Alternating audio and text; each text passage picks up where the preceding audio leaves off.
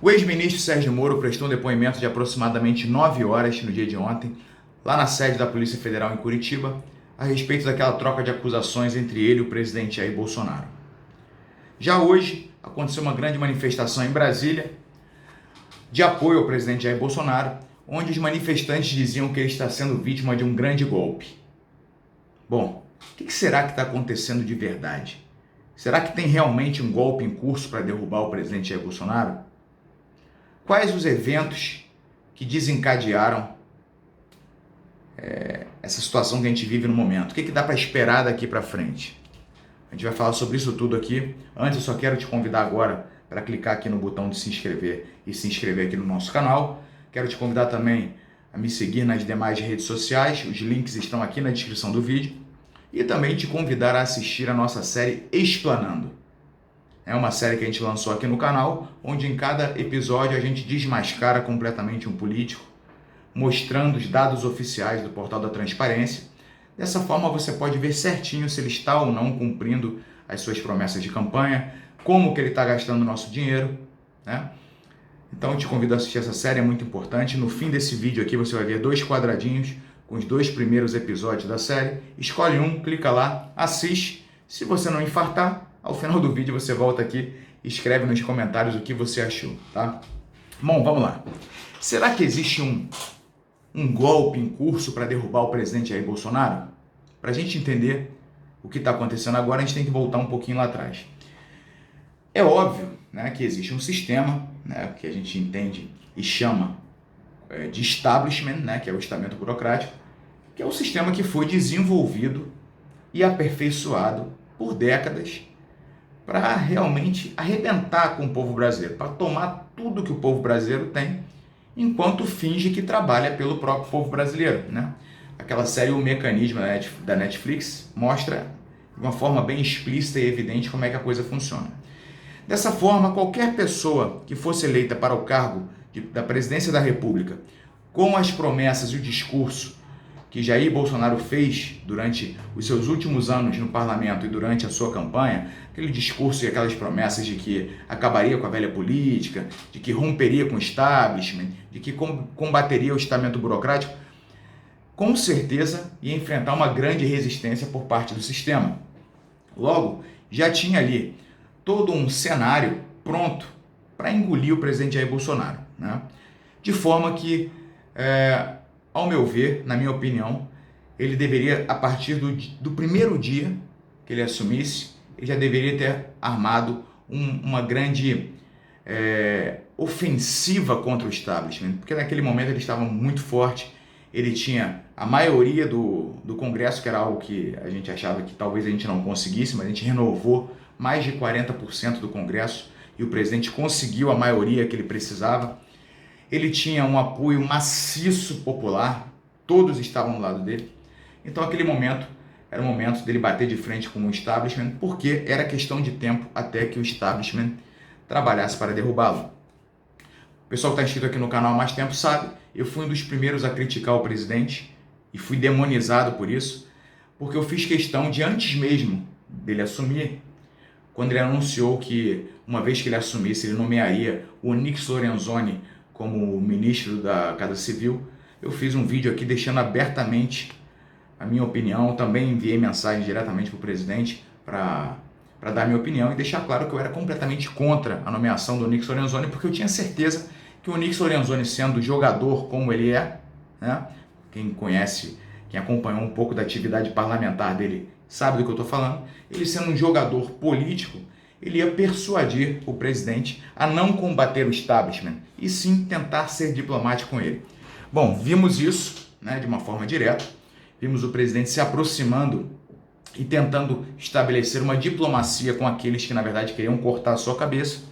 E o pessoal, novamente, o pessoal que estava inscrito, que está inscrito no canal aqui há mais tempo, sabe que eu sempre usei aquela analogia que ser diplomático com essa galera era como se o presidente estivesse jogando xadrez com uma naja, uma cascavel e uma jararaca. Não era questão do fato de se ele seria picado, mas sim quando ele seria picado, porque você ser diplomático com um vagabundo, você vai tomar uma pernada com certeza absoluta. Mas foi o que vimos, né? o senhor Onyx Lorenzoni e outros aproveitadores que estavam ao redor do presidente e que estavam preocupados somente com as suas próprias carreiras políticas, persuadiram o presidente a entrar no jogo da diplomacia com esses vagabundos aí que hoje são os togados, que comandam o Brasil numa verdadeira ditadura do judiciário, que a gente sempre fala aqui, que esse papo que a gente vive numa república presidencialista, isso é um papo furado, a gente vive numa ditadura do judiciário com amparo no parlamento, né? É uma simbiose entre parlamento e judiciário, onde só quem se ferra é o povo brasileiro, né? Pois bem, e aí vimos então o presidente fazendo aquela aproximação, a nomeação do Augusto Aras para a PGR, com certeza absoluta, faz parte, né, desse jogo diplomático entre o presidente e o STF. Vimos o presidente afagando Dias Toffoli, Gilmar Mendes, Rodrigo Maia, Alcolumbre. Vimos a eleição do Rodrigo Maia e do Davi Alcolumbre através da articulação do Onyx Lorenzoni a mando do presidente Jair Bolsonaro. Ou seja, ele tentou um caminho diplomático que arrastou ele para as práticas políticas e não para o enfrentamento a esse sistema como ele havia prometido e como eu enxergo que era a única maneira dele não ser engolido. Muito aconteceu de lá para cá e chegou em um momento, né, que o sistema estava só esperando que o presidente se enfraquecesse para então tentar cortar sua cabeça. Aconteceram diversos acontecimentos ao longo desse quase um ano e pouco, desse quase um ano e meio, que levaram o presidente a perder apoio não só na Câmara e no Senado, ficando isolado, como também uma parte do seu apoio popular. Os vagabundos que são o pessoal do Legislativo em sua maioria e o pessoal do Judiciário em sua maioria são como hienas, né? Hienas, ficam só esperando, quando sente o cheiro do sangue, fica tudo maluco. Sentiram o cheiro do sangue, viram que o presidente estava enfraquecido e resolveram atacar. Então agora o presidente está realmente sob ataque de ambas as partes. O parlamento exige cargos, né, para dar o apoio que o presidente precisa para não sofrer um processo de impeachment. E, da mesma forma, o STF pressiona o presidente o tempo todo para que ele entenda que precisa. Estão jogando junto, parlamento e STF estão jogando junto como sempre jogaram, né? Então o que o STF faz? Ele bota o presidente contra a parede, através de diversas medidas. De 3 semanas para cá, o STF tomou pelo menos 8 medidas de afronta à figura do presidente da República, né? Então o STF aperta o presidente contra a parede para que então o Legislativo fale assim: olha, a gente pode salvar, mas tem um preço. A gente quer isso. Então, quanto mais pressão o STF bota no presidente, mais o Legislativo exige para apoiá-lo. Mas, no fim das contas, ninguém quer apoiá-lo. Ao mesmo tempo que o Legislativo diz que vai apoiá-lo se ele liberar cargos, o próprio Legislativo, né, na figura do Centrão, que é o maior bloco, né, que é o bloco mais forte e o bloco que manda no Legislativo hoje, e que inclusive é um bloco que foi arquitetado com a ajuda do próprio Onyx Lorenzoni, e quando o presidente percebeu isso, resolveu então tirar o Onyx Lorenzoni da pasta da Casa Civil, e jogou lá com uma pasta da cidadania, lá encostado, né? Mas só para não perder o apoio do Centrão também, né?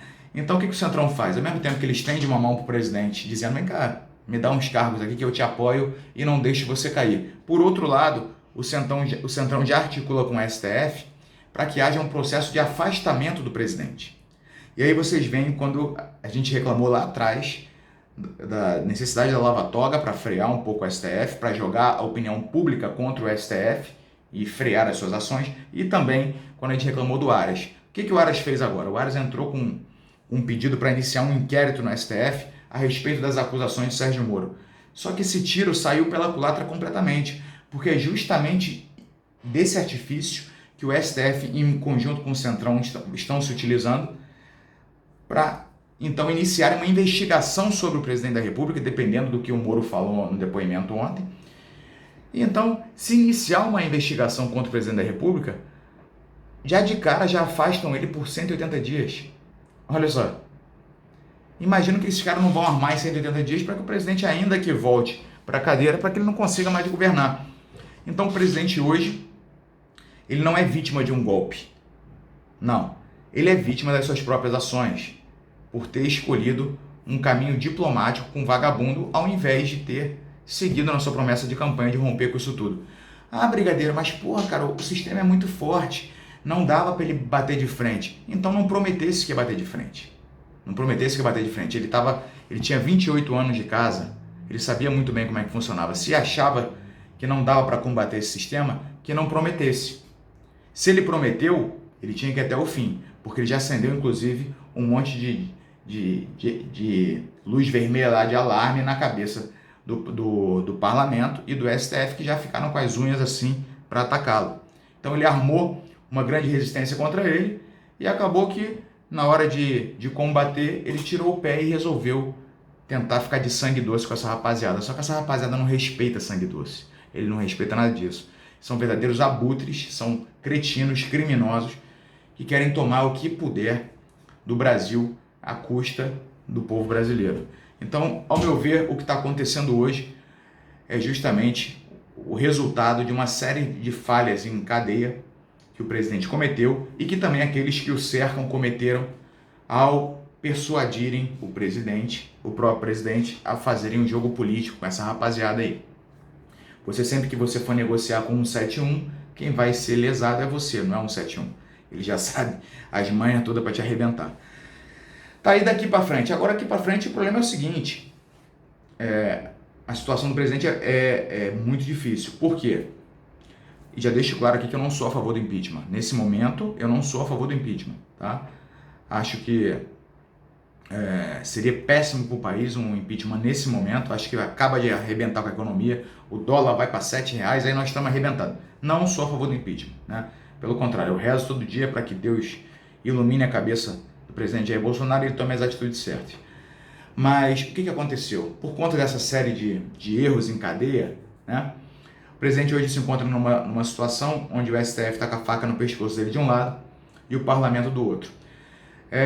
E o parlamento se apresenta como salvação ao mesmo tempo que articula para derrubá-lo. Então, ou seja, se ele fortalece esses caras agora através da cessão de cargos para essa galera, né?